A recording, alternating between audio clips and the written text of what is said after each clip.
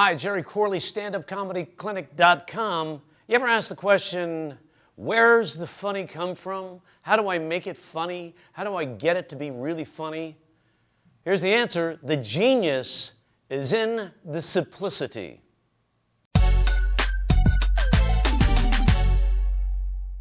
Hi, Jerry Corley, standupcomedyclinic.com with another episode of Ask the Joke Doctor. In this episode, we're going to discuss the genius being in the simplicity of the structure of the joke. We had a weekend workshop this weekend at my studio here in Burbank, and it was just a blast. I mean, we had a pretty full group, and we were writing jokes on a method called the incongruity method. Some of you who have been following me may be familiar with this method. It's basically taking a statement, a headline, a quote, a fact about you, something that, any kind of statement, and then turning it into a joke by using the specific listing technique.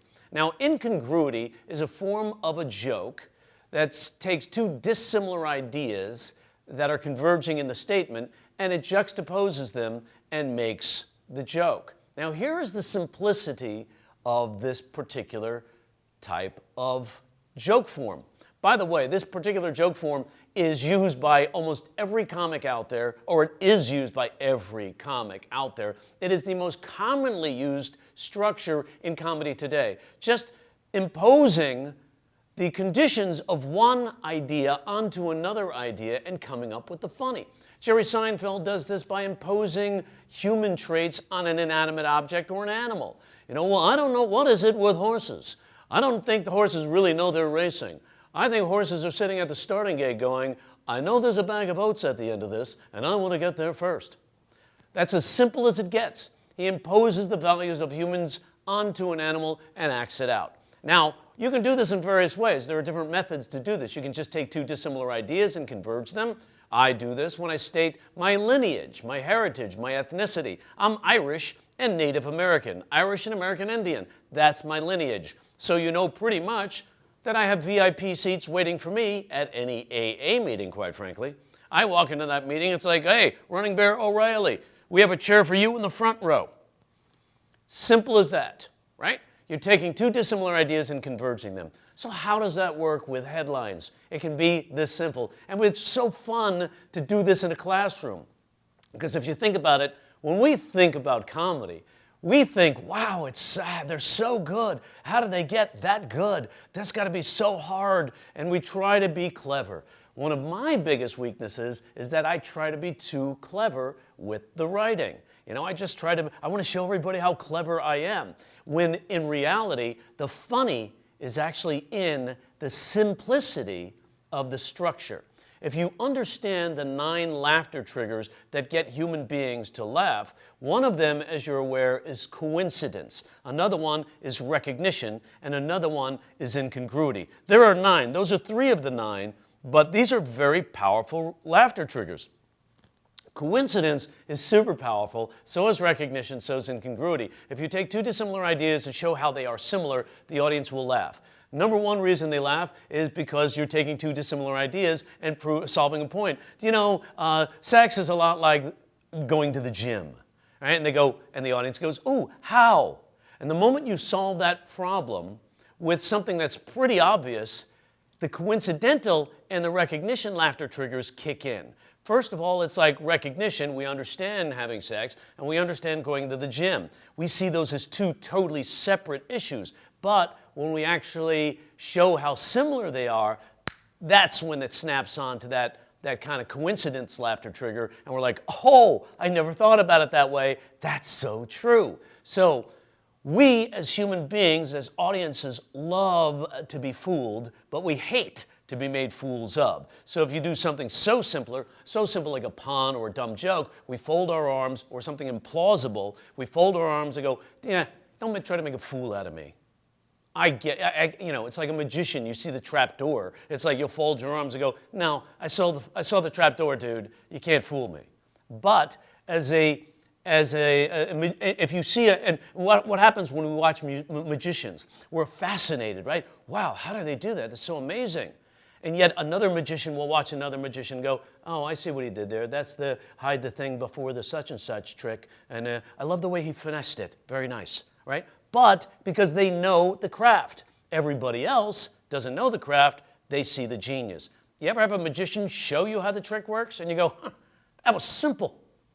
That's kind of how comedy is. It's actually simple, but we finesse it to the audience, and the audience goes, wow, how'd they do that? What a coincidence. I never thought about it that way. Because most people are not taking the time to think about the nuances of language and of situations and of words.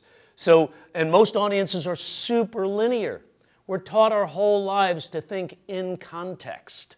So if you're working with an audience and you're taking them down one road and you give them another idea suddenly, all of a sudden they go, oh, never thought about it that way. That's so true.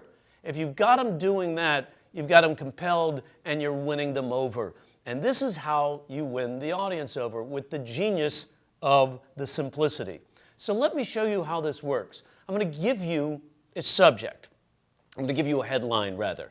And the headline's going to include two clearly identifiable ideas that are converging in the headline. When you see this, then you're going to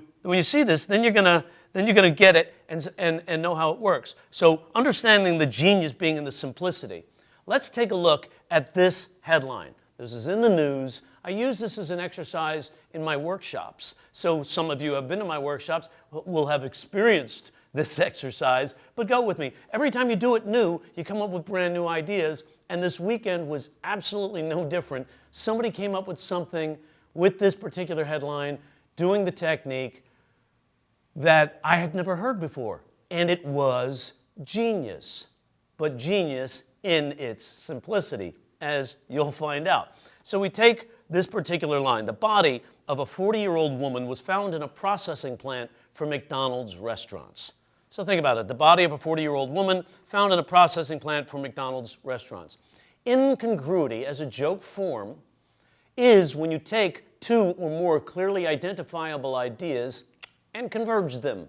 So if we have, what do we have in this particular sentence? Do we have two dissimilar ideas that are clearly identifiable and that are converging? Yes. We have body of a 40-year-old woman and we have McDonald's.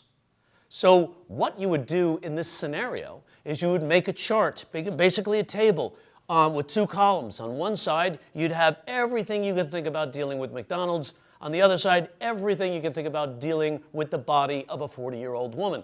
So I ask everybody just to list everything dealing with the body of a 40-year-old woman first, or McDonald's first, doesn't matter, and then other side doing the McDonald's or the body of a 40-year-old woman, depending on how you're mapped out your table.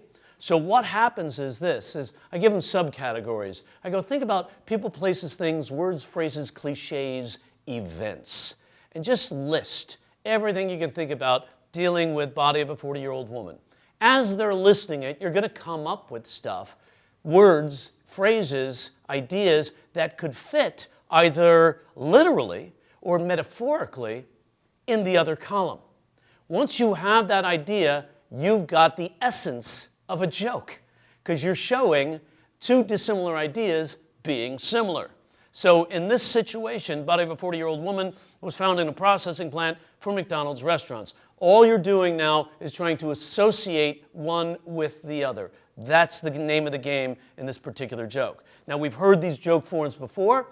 As I get to this, you'll see how it works out. Now, as they're listing, I just ask them, what did you come up with in your list? And for the body of the 40-year-old woman, and one of the gals in the class came up with the idea of, midlife crisis. And I was like, whoa, midlife crisis, that's awesome. Now, how does that fit in to this? Body of a 40-year-old woman may be experiencing a midlife crisis, correct? Now, McDonald's, what could that be metaphorically on the McDonald's side? The list, the actual, maybe a possible value meal, right? Some item or some meal on the value menu. So if you think about, so one of the jokes I wrote with this particular line when it was a headline in the news was, body of a 40-year-old woman was found in the processing plant for McDonald's restaurants. McDonald's has put a positive spin on this. They're now claiming they now can claim that their chicken sandwiches are made with real breasts. 40-year-old saggy breasts, but real breasts nonetheless. Would you like thighs with that? Yeah, it's all part of their new value menu with their, and you could actually maybe do an act out and have somebody going, tastes like midlife crisis. And now you have a joke, right? That's a pop. That tag would work. Or you can just name it the value menu. It's like it's a new item on the value menu. They're going midlife crisis. Bam, joke, you win, right? So there's all kinds of stuff you could do with this particular exercise. But when she came up with midlife crisis, I'm like, midlife crisis? I've never heard that one before. In all the classes I've taught, that's genius. But it was genius in its simplicity because it all came from a simple listing technique. All you had to do is finesse the joke around the listing technique. Another way to explain this is I was doing a joke as far as the genius is in the simplicity. I was doing a joke while I was on a radio program. I was doing a radio show in Denver because I was doing a show out there at the university. And so they had me on the radio that morning, and we're doing an interview, and then they break to the news. And the lady doing the news, before she comes back, she does what's called a fluff piece. Now, a fluff piece is where they do some sort of human interest story or human interest subject, and then they get right back to the show.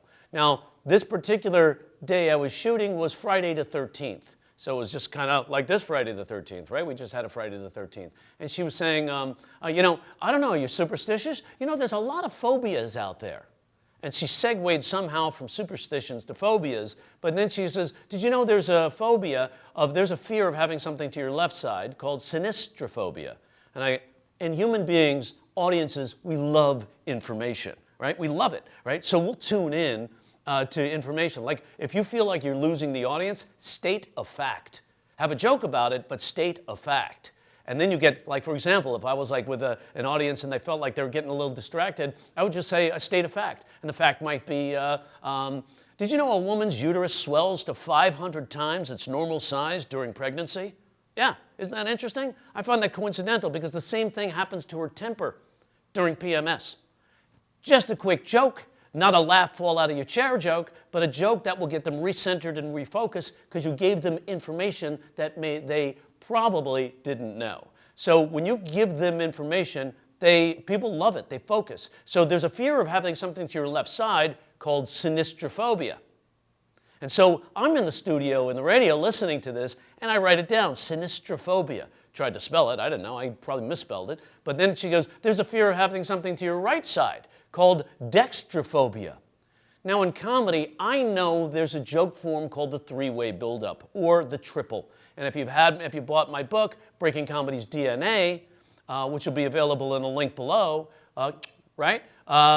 It explains how that three-way buildup works. It's a tremendously powerful joke structure that is used like on Tonight shows, was used on Letterman, it's used on all the late night shows now.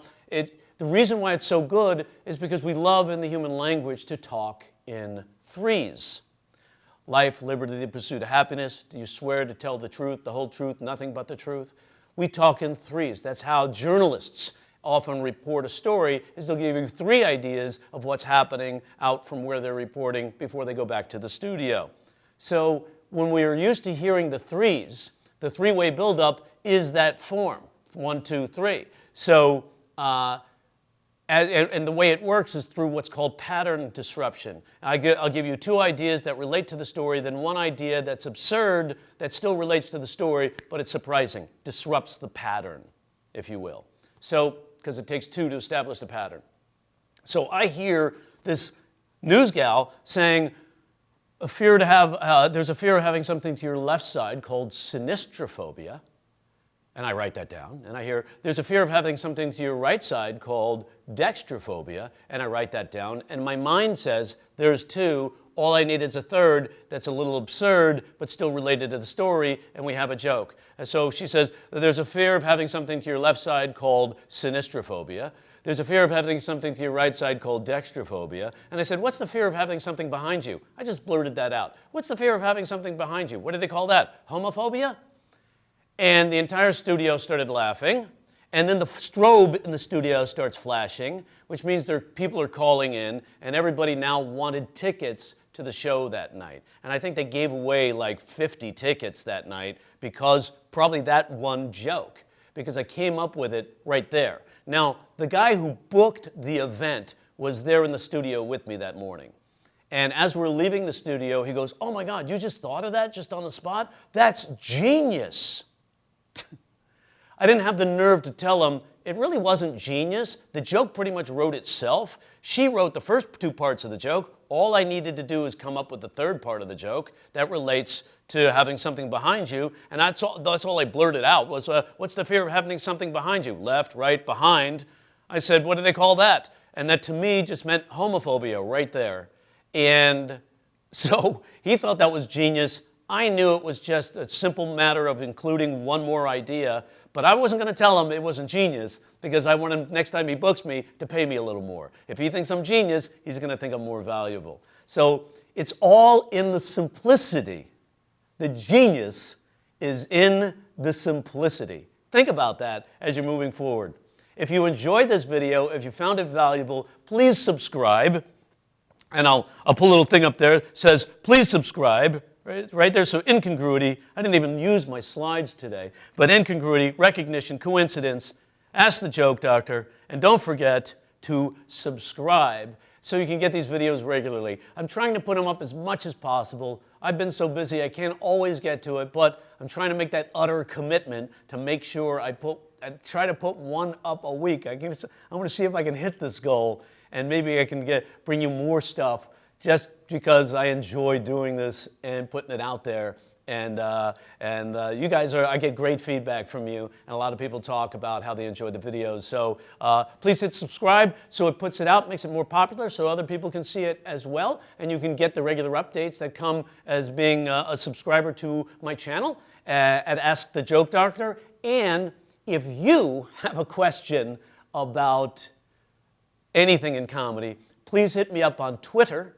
My handle is @JokeDoctor, so the @ symbol and then Joke Doctor, and then ask the question and hashtag it with Ask the Joke Doctor. That way I'll just hit it, scroll through, and try to answer it with a video just like this one.